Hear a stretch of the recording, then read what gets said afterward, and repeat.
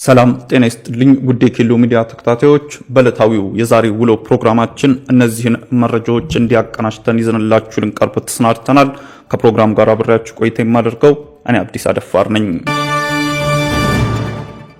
በዱለቻ ወረዳ ዶንፋ ተራራ ላይ የእሳተ ገሞራ ፍንዳታ ተከሰተ። ሰሞኑን የመሬት መንቀጥቀጥ ሲስተዋልባቸው ከነበሩ አካባቢዎች አንዱ በሆነው ዱለቻ ወረዳ ዶንፋ ተራራ ዛሬ የእሳተ ገሞራ ፍንዳታ ተከስቷል። ይህንንም ተከትሎ አካባቢው ላይ የሚገኙ ነዋሪዎች ላይ ጉዳት እንዳይደርስ ርብርብ እየተደረገ መሆኑን በአፋር ክልል የጋቢ ረሱ ዞን ወረዳ አስተዳዳሪ ተናግሯል። በዚህ መሰረትም በተቀናጀው ሁኔታ ወደ ጊዜያዊ መጠለያ የማጓጓዣ ስራም እየተሰራ ነው ተብሏል። የመሬት መንቀጥቀጡ አሁንም በተደጋጋሚ መቀጠሉን ጠቅሰው የእሳተ ገሞራ ፍንዳታ ዛሬ ተከስቷል። ንዝረቱም ከሰሞኑ ከፍ ያለና ጠንካራ ነበረም ብለዋል። በኢትዮጵያ በግጭትና መፈናቀል ሳቢያ ከ9 ሚሊዮን በላይ ህጻናት ከትምህርት ገበታ ውጪ መሆናቸውን ዩኒሴፍ አስታወቀም።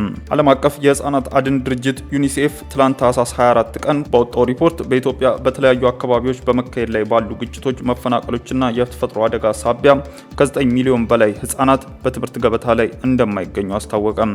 ከ6000 በላይ ትምህርት ቤቶች ተዘግተዋል ያለው ሪፖርቱ በተጨማሪም ከ10000 በላይ ትምህርት ቤቶች በግጭትና የተፈጥሮ አደጋ ሳቢያ ጉዳት ደርሶባቸዋል ወድመዋል ሲልም ገልጿል።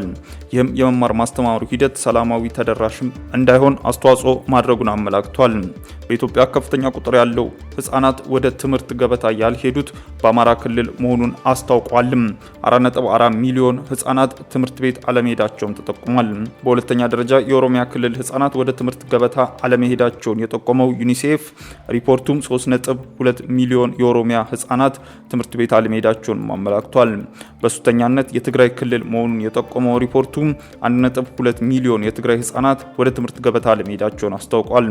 በአማራ ክልል 4.5 ሚሊዮን በላይ ተማሪዎች ወደ ትምህርት ገበታ አልሄዱም ሲል የክልሉ ትምህርት ቢሮ ኃላፊ ገልጸው የ2017 ዓ.ም የትምህርት ዘመን ቅድመ ዝግጅትና አጀማመርን አስመልክተው ባቀረቡት ሪፖርት መግለጻቸውን ህዳር 18 ቀን መዘገባችን ይታወሳል። በአማራ ክልል አንድም ትምህርት ቤት ያልተከፈተባቸው 17 ወረዳዎች መኖራቸውንና አንድም ክልል 40 በመቶ ምዝገባ ያልጀመረ ትምህርት ቤት መኖራቸውንም መግለጻቸው ዘገባው አመላክቷል። ከቅድመ አንደኛ እስከ ሁለተኛ ደረጃ ድረስ 7,719,933 ተማሪ ለመመዝገብ ታቅዶ የተመዘገበው ግን 2,543,128 መሆኑን ማስታወቃቸውም ተካቷል። በሰሜኑ ጦርነት ከወደሙ 4000 ትምህርት ቤቶች መካከል የተጠገኑት 10 በመቶ በላይ ያልሆኑ በጥራት ላይ ችግር እንዳሉ መግለጻቸው ዘገባው አመላክቷል። የዩኒቨርሲቲ አመራሮች በአካባቢውና በመንደር የሚመደቡበትን ስርዓት ለማቆም እርምጃዎች እየተወሰደ መሆኑ ተገለጸ። የትምህርት ሚኒስቴር ፕሮፌሰር ብርሃኑ ነጋ የዩኒቨርሲቲ አመራሮች በአካባቢውና በመንደር የሚመደቡበትን ስርዓት ለማቆም በርካታ እርምጃዎች እየተወሰዱ መሆኑን አስታውቋል። ሚኒስቴሩ ከጋምቤላ ዩኒቨርሲቲ ማህበረሰብ አባላት ጋር ባደረጉት ውይይት ዩኒቨርሲቲዎች የዓለም አቀፍ እውቀት መመሪያና የማስተማሪያ ተቋማት እንጂ የአንድ አካባቢን ሰዎች ተቀብለው የሚያስተናግዱበት አይደለም ብለዋል።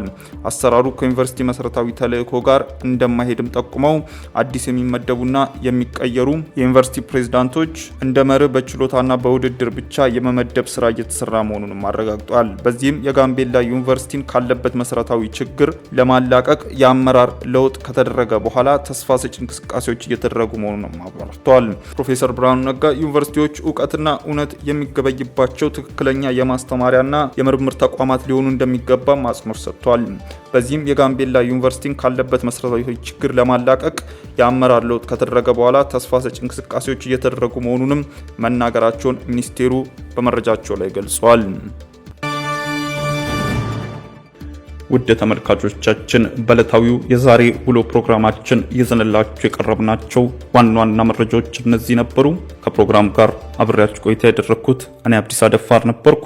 ከሌሎች የኬሎ ሚዲያ ፕሮግራሞች ጋር መልካም ቆይታም